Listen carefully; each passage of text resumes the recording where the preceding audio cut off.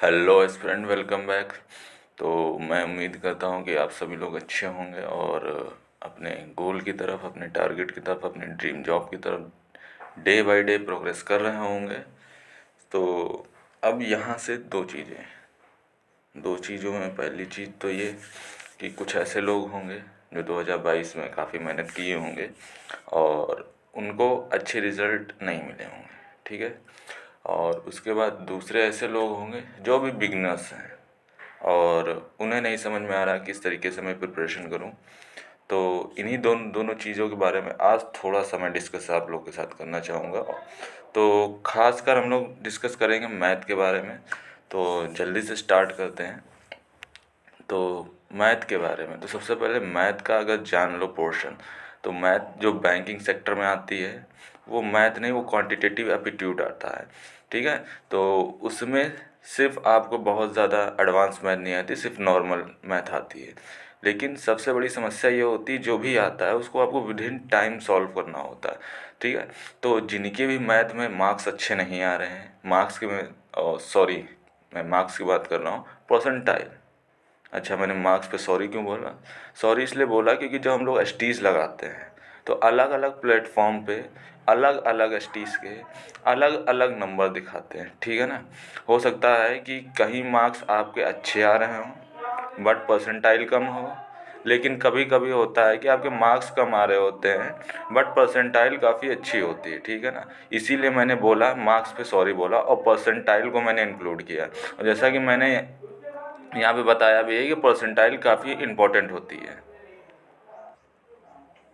तो मैं मेनली ये कहूँगा कि आप लोग मार्क्स पे फोकस ना करके अपनी परसेंटाइल पे फोकस करें, तभी आपकी रियल प्रोग्रेस हो सकती है, ठीक है ना।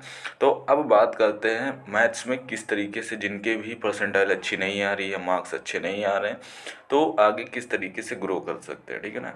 तो इस वीडियो को पूरा देखिएगा तभी आपको चीज़ें समझ में आएंगी। अगर बीच में स्किप कर दिया तो हो सकता है कि कोई इंपॉर्टेंट पॉइंट आप मिस कर दें और आपको बेनिफिट पूरा ना मिले, ठीक है। चलिए स्टार्ट करते हैं। खासकर ये समस्या देखिए मैथ की तब आती है जब आप जो है एक साइंस बैकग्राउंड या मैथ बैकग्राउंड से नहीं होते हो। आपने जो है हाई स्कूल में मैथ छोड़ दी होती है, उसके बाद ट्वेल्थ और ग्रेजुएशन में आपने दर्शन भी नहीं किए होते हैं। और ख़ासकर आप किसी ऐसी यूनिवर्सिटी से अगर पढ़ रहे हो जहाँ पे कैलकुलेटर ग्रेजुएशन में अलाउड है, तब तो भैया हो जाएगा कल्याण। क्योंकि ये चीज़ें मैंने फेस की हैं और मुझे पता है कि काफ़ी दिक्कत होती है जब आप कॉम्पिटिटिव एग्ज़ाम में बैठते हो। तो इसीलिए मैंने यहाँ पे लिख रखा है स्पेशली फॉर नॉन साइंस। यहाँ पे स्पीड मैथ को हम किस तरीके से टैकल करें या मैथ को किस तरीके से टैकल करें, तो उसके बारे में बता रहा हूँ। अच्छा, मैंने यहाँ पे सिर्फ और सिर्फ आज स्पीड मैथ का ही पोर्शन लिया है ताकि आपको बताता चलूँ स्टेप बाय स्टेप, ताकि आपको कोई समस्या ना आए कि पहले स्पीड मैथ को कैसे टैकल करते हैं, फिर अर्थमेटिक और फिर डीआई। क्योंकि अगर मैं सबको एक ही में इंक्लूड कर लूँगा तो वीडियो काफ़ी लंबी हो जाएगी और फिर आप लोग भी बोर हो जाओगे कि कितना याद रखें कितना नहीं। हो सकता है कुछ इंपॉर्टेंट पॉइंट मैं भी मिस कर दूँ बोलने में और हो सकता है आप सुनने में मिस कर दे। तो इसीलिए मैंने इसको अलग अलग पार्ट में डिवाइड किया है और आप लोग अच्छे से देखिएगा तभी चीज़ें समझ में आएंगी। और ये कोई हवाबाजी नहीं है, मैं बाकी लोगों की तरह से वीडियो बना के नहीं करने वाला।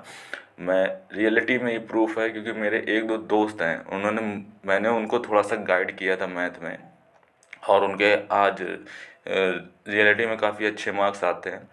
और जो है उन्होंने इस साल 2 से 3 जो है प्री भी क्लियर किए हुए हैं। तो मैं जो बताऊंगा वो ऑथेंटिक ही होगा और फ़ायदा ज़रूर ही करेगा। आई होप जब वो जॉब ले लेंगे तो मैं आप लोग को ज़रूर आप उन लोग से मिलाऊंगा और वो लोग खुद ही इस बात को वहाँ पे पूरी, वो होता है ना, अप्रूव्ड करेंगे। बात की बात बिल्कुल सही थी, स्ट्रेटेजी में दम है। तो स्टार्ट करते हैं। तो सबसे पहले हम लोग बात कर लेते हैं इतना इंपॉर्टेंट क्यों है स्पीड मैथ। देखो भाई, स्पीड मैथ इसलिए इम्पॉर्टेंट है क्योंकि देखिए 15 से 20 मार्क की जितनी भी स्पीड मैथ आती है, देखिए पीओ में जो है 10 से 12 मार्क्स की आती है, ज़्यादा आती नहीं है। और जो है इसके अलावा की बात करें जो क्लर्क में है वो 20 से 25 नंबर की अलग अलग पेपर में अलग अलग जो है उसका कोटा होता है, तो आती है।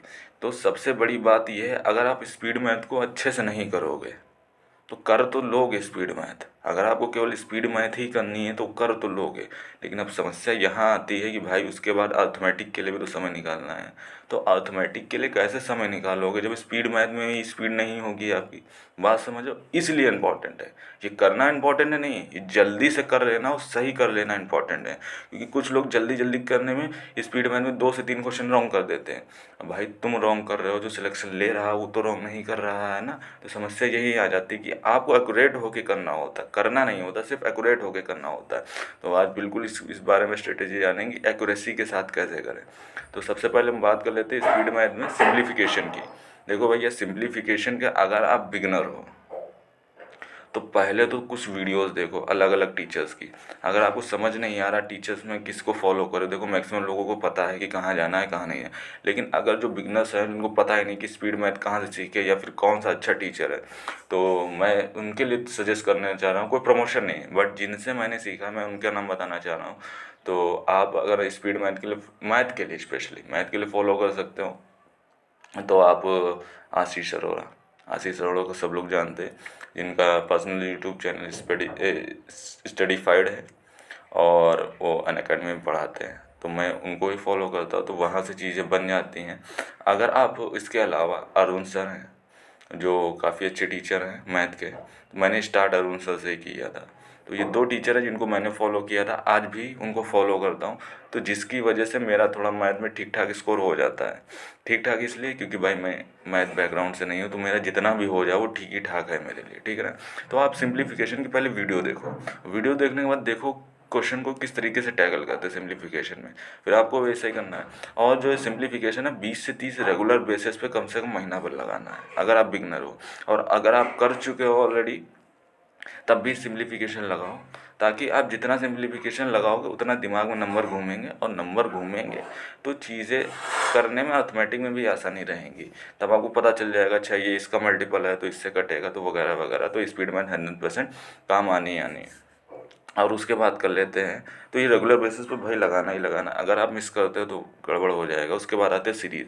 देखो सीरीज़ आती है 2 तरीके की होती है, और सीरीज़ में पहली आती है मिसिंग सीरीज़, दूसरा होता है रॉन्ग सीरीज़। तो मिसिंग सीरीज़ दोनों को क्वेश्चन लगाने हैं आपको 20 से 30 रेगुलर बेसिस पे। पैटर्न वही है, पहले वीडियो देखेंगे, अलग अलग पैटर्न सीखेंगे, अलग अलग तरीके सीखेंगे, फिर प्रैक्टिस करेंगे। 20 से 30 क्वेश्चन का रेगुलर प्रैक्टिस करना है, जब तक आपको ये ना लग जाए कि भाई अब तो ठीक है नंबर आ रहा है। जब तक ऐसा ना लग जाए तब तक करते रहना करते रहना। क्योंकि अगर आप ये नहीं करोगे तो आप एसटीज पे भी मार्क्स नहीं उठेंगे, क्योंकि आप स्पीड मैथ ही कर लेते तब भी उसमें ठीक ठाक से मार्क्स बन जाते। तो उस चीज़ के लिए आपको प्रैक्टिस ही करना, और ख़ासकर रॉन्ग नंबर सीरीज़ की तो 100% करके ही जाओ करके ही जाओ। क्योंकि मेंस में भाई रॉन्ग नंबर सीरीज़ आती है, IBPS PO हो, SBI क्लर्क प्री मेंस हो या फिर RRB PO वगैरह, अगर सीरीज़ आती है तो मिसिंग सीरीज़ बहुत कम आने वाली है भाई। तो मेन फोकस आपका रॉन्ग नंबर सीरीज होता है, मिसिंग तो इसलिए आती है कि आपके कॉन्सेप्ट बन सके, ठीक है ना। तो रेगुलर बेसिस पे भी करते ही जाओ, वरना फिर दिक्कतें आ जाएंगी। और फिर बात कर लेते हैं भाई क्वाड्रेटिक इक्वेशन की, ठीक है ना। क्वाड्रेटिक इक्वेशन का एक ऐसा पार्ट है, मैं कोई नहीं बताएगा, मैं बता रहा हूँ, ये एक ऐसा पार्ट है जो सबसे पहले पकड़ बन जाती है। आप अगर स्पीड मैथ में बात करो तो सिंप्लीफिकेशन सीरीज और क्वाड्रेटिक में यकीन मान लो कि क्वाड्रेटिक में सबकी पकड़ बन जाती है और सबसे पहले बन जाती है। अगर आप तीनों को सीखना चालू करो तो देखोगे कम से कम समय में जो आसानी से हो रहा है वो क्वाड्रेटिक है। लेकिन यहीं गड़बड़ है, क्योंकि ये बन तो जाती है लेकिन हम इस पर रिलाय कर जाते कि ये बन रही है, इसीलिए समस्या क्रिएट हो जाती है। क्योंकि फिर चीज़ों को हम लाइटली लेने लगते हैं और रॉन्ग हो जाते हैं। मेरा भी ये ऐसे ही होता है, इसीलिए मैं बोल रहा हूँ कि ऐसा नहीं करना है। जल्दबाजी के चक्कर में क्वाड्रेटिक को हल्के में नहीं लेना है। और जो लोग हल्के में लेते हैं, मैं बताना चाहूँगा मैंने भी इसको हल्के में लिया है, और IBPS PO मेंस में ये आ चुका है। और मैं मैथ्स बैकग्राउंड से नहीं हूँ तो इसका लॉस हो चुका, क्योंकि 2 से 3 क्वेश्चन IBPS PO मेंस में इससे आए थे, और मुझे उस तरीके के क्वेश्चन आते नहीं हैं, पावर वगैरह के थे काफ़ी डिफ़िकल्ट से, जो नॉन साइंस वालों को काफ़ी दिक्कत देते हैं, तो उनके लिए था। तो वहाँ पे दिक्कतें हुई। तो भाई 15 से 20 क्वेश्चन करने हैं रेगुलर बेसिस पे।